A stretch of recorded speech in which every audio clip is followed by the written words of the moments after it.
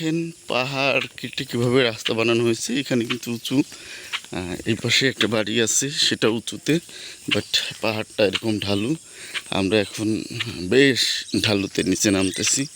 ঢালুতে নিচে নামা খুব সহজ, বাট ওঠা খুব কষ্টকর, কারণ এখানে গ্রাভিটি কাজ করে।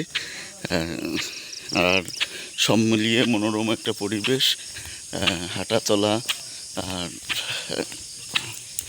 এক প্রাকৃতিক যে একটা নিঃশ্বাস এখান থেকে আসলো। আমরা এখন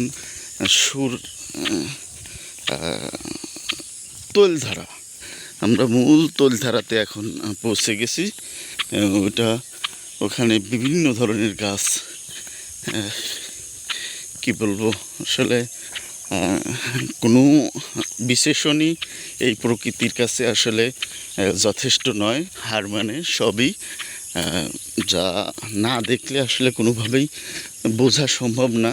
বিশেষ করে রাত্রের অন্ধকারে ঝিঝি পোকার ঝিঝি শব্দের সাথে টিলিয়ন টিলিয়ন জোনাকি আর অন্ধকারে একটা খিস মেরে থাকা পরিবেশ। এই যে আমি এখন উপরের দিকে উঠতেছি, এখন এটা কয়েকশো ফুট বা তারও বেশি হবে ঢালু। এখানে গ্রাভিটি কাজ করে উঠতে খুব কষ্ট হয়, ঠিক আছে। প্রাকৃতির যে আমরা একজন মুরব্বীকে দেখতে পাচ্ছি, উনি সম্ভবত চাচা এই বাড়ি আপনার? ভালো আছেন না? ঠিক আছে, সকাল সকাল দেখা হয়ে গেল। আসসালামু আলাইকুম। ঠিক আছে, আমি ঢাকায় যাব এখন। ঠিক আছে।